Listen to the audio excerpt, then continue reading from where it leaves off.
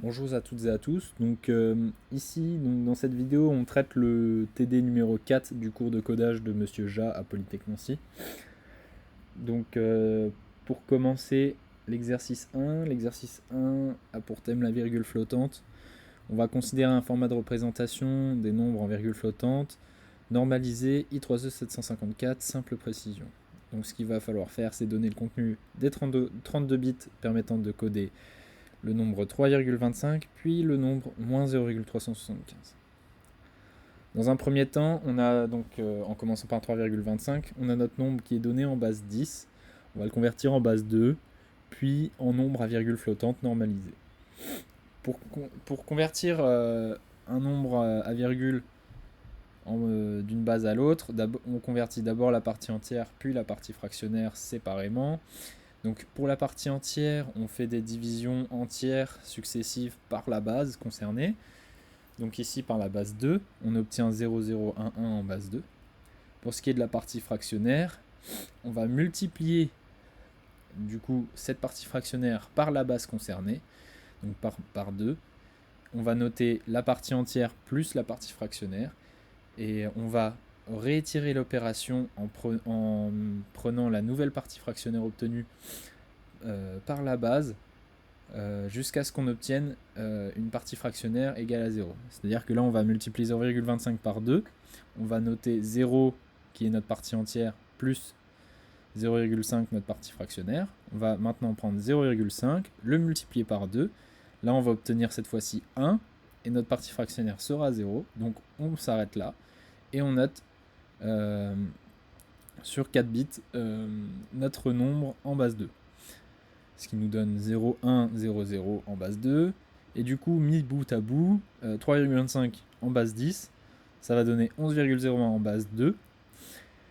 Et on va le convertir finalement en nombre à virgule flottante et normalisé. Et donc ça va nous donner 1,101 fois 2 exposant 1.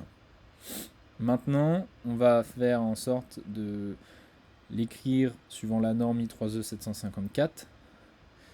Donc avec 32 bits, sachant que en simple précision, on a 1 bit de signe, 8 bits exposants et 23 bits de mantis.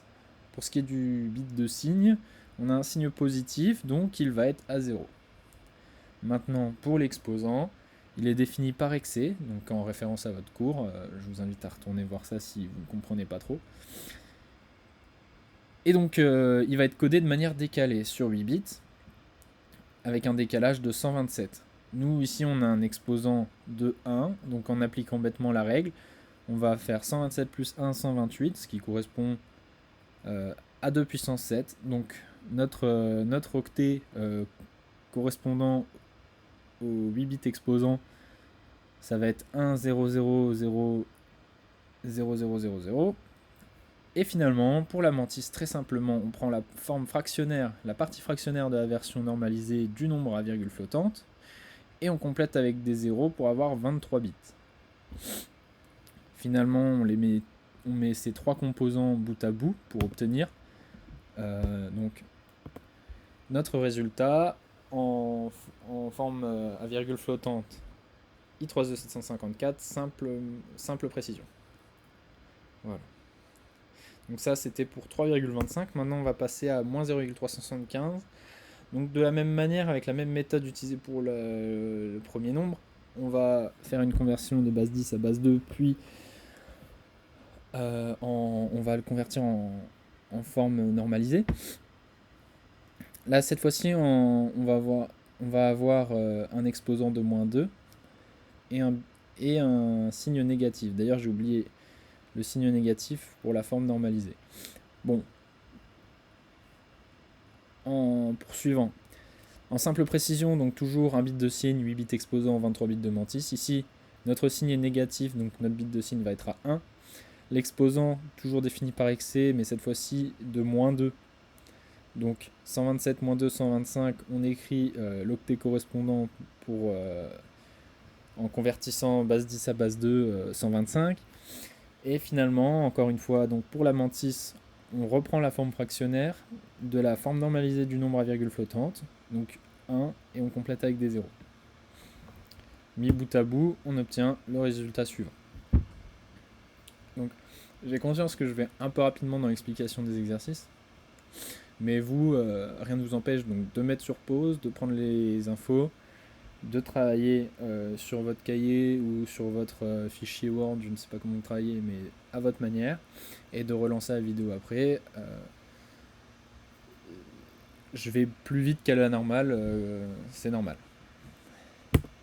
Donc maintenant, si on passe à l'exercice 2, donc là on fait réception d'un message. Il est stocké en mémoire avec un codage de vérification d'erreur LCR, donc longitudinal, sur le premier bit de chaque octet, et un codage de vérification d'erreur VRC, donc vertical, tous les 4 octets. On doit retrouver le message correspondant en ASCII, puis en EBC EDIC. On nous donne les données reçues, et on doit faire la traduction. Donc la méthode pour cet exercice, déjà, on va travailler en 2 parties, avec les 5 premières données reçues, puis les 5 d'après. On va faire une conversion d'hexadécimal à base 2 pour les messages, pour contrôler justement, pour faire la vérification d'erreur de manière longitudinale et verticale.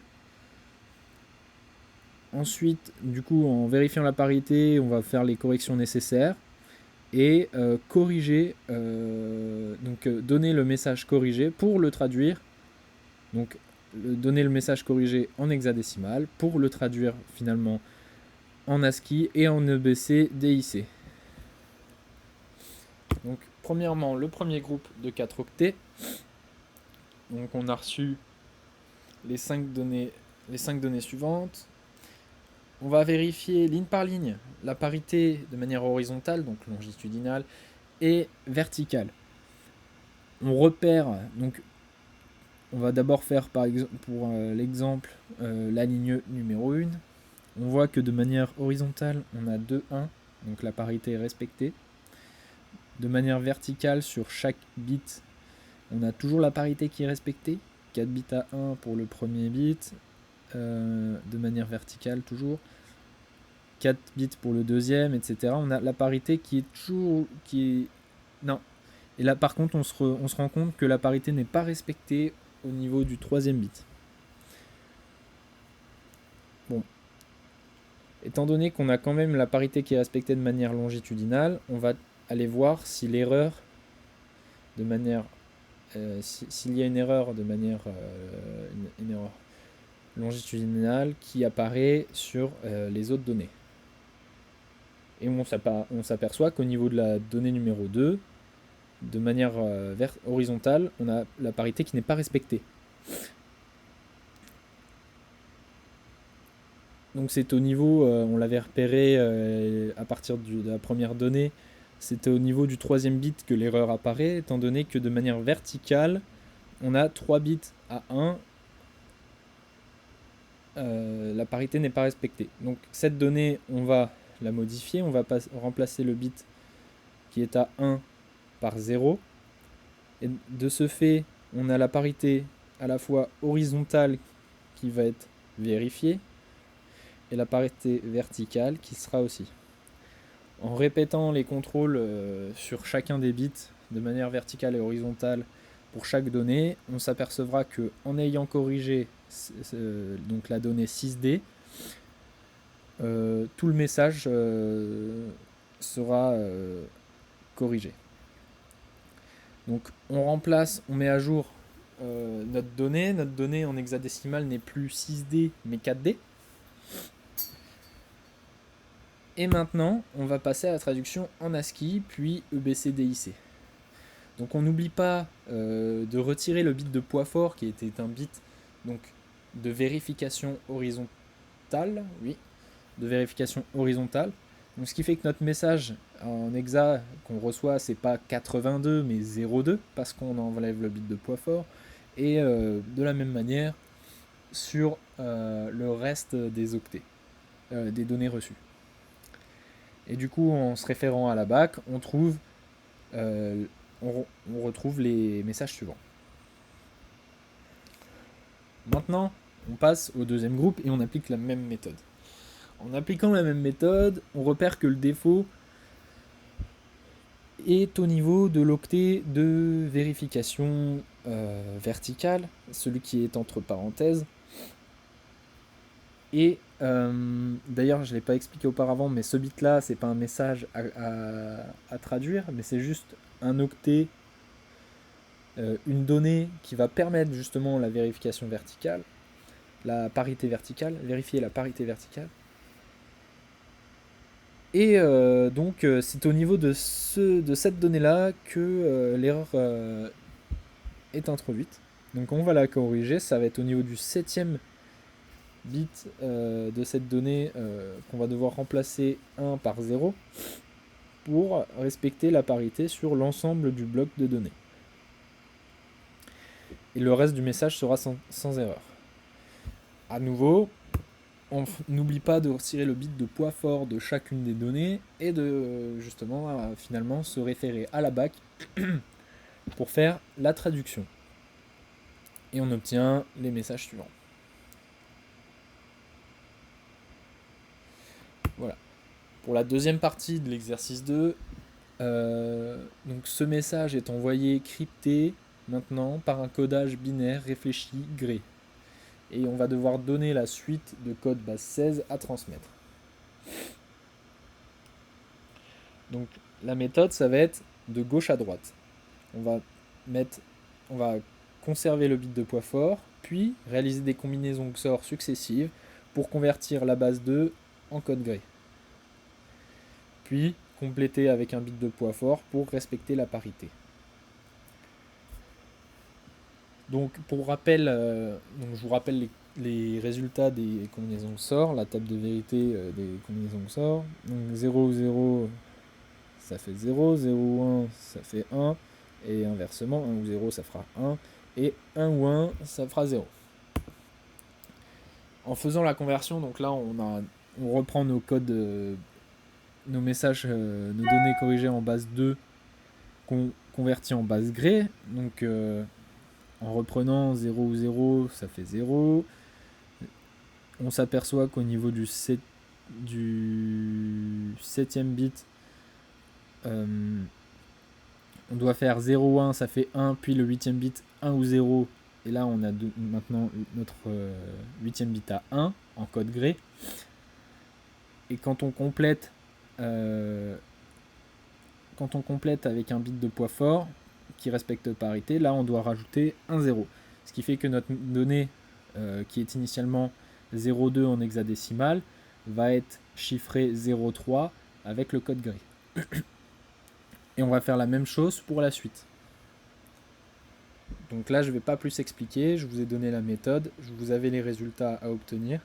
Maintenant, à vous de faire le travail pour comprendre comment ça fonctionne. Et s'il y a quelque chose que vous n'avez pas compris, n'hésitez pas à me poser des questions, soit sur le Zoom, soit sur Discord, suivant ce qui sera fait.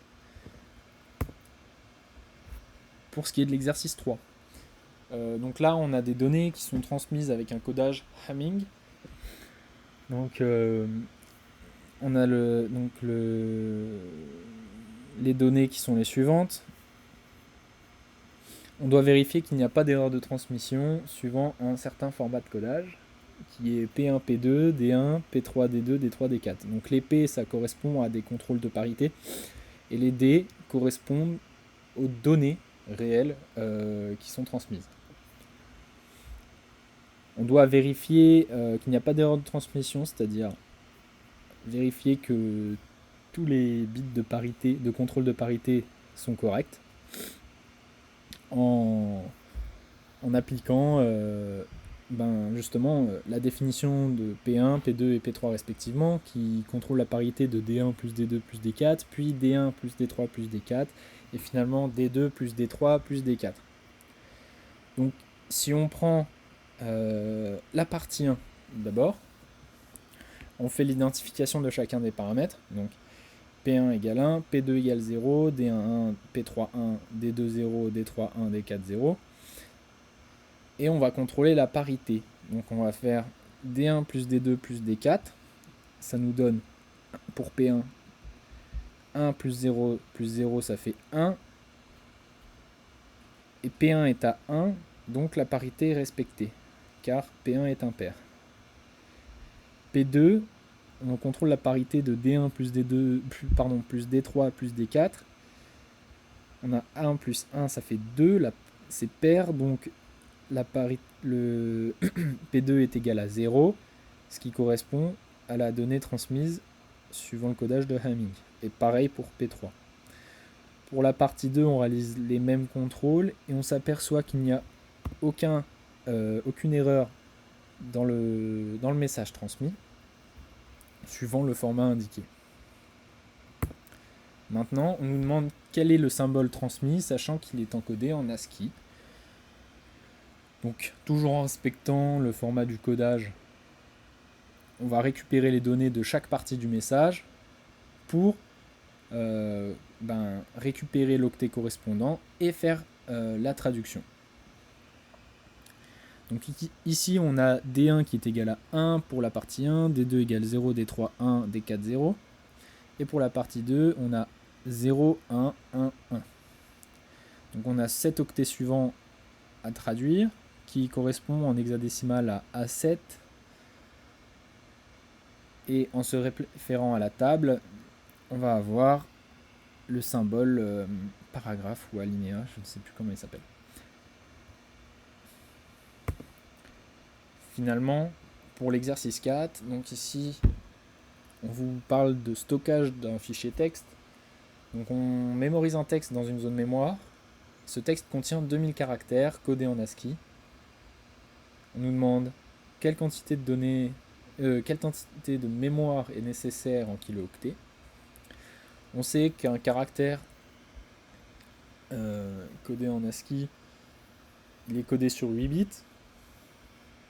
Ça correspond à un octet. Du coup, ça signifie que 2000 caractères, un octet, on a besoin de 2000 octets pour le coder, donc 2 kilo-octets. Après, on nous dit que pour accéder à cette mémoire, on nous demande combien de bits d'adressage sont nécessaires pour un registre d'abord à 8 bits, et puis finalement pour une mémoire à registre de 64 bits. Pour une adresse en base 16, on va adresser 2000 octets. Donc il faut un bus d'adresse qui sélectionne chacun des octets, donc de 0 à 1999, ou en base 16, de 000 à 7CF. Du coup, tout simplement, on va convertir 7CF en base 16 qui correspond à 1999 en base 2, et on obtient les 12 octets suivants, sachant que le 0 est redondant, le bit de poids fort à 0 est négligé et retiré. On trouve qu'il faut 11 bits pour adresser 2000 caractères. Pour une mémoire à registre de 64 bits, en fait, ce qui se passe, c'est qu'on peut stocker 8 fois plus. On stocke 8 octets par registre. Donc il va nous falloir 4 fois moins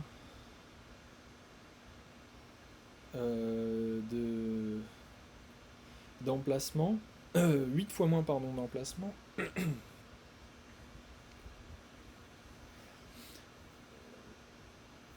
Là c'est 8. Il nous faut 8 fois moins d'emplacement pour stocker ce fichier texte. En appliquant la même méthode que précédemment, on prouvera que 7 bits d'adressage sont nécessaires. Voilà, c'est la fin de ce TD. Donc encore une fois, n'hésitez pas à me poser des questions, alors que ce soit pendant ce cours, par Discord ou Zoom, suivant le format utilisé, ou alors par mail à l'adresse louis.massucci@unif-lorraine.fr. Je vous souhaite une bonne fin de journée. Merci pour votre écoute.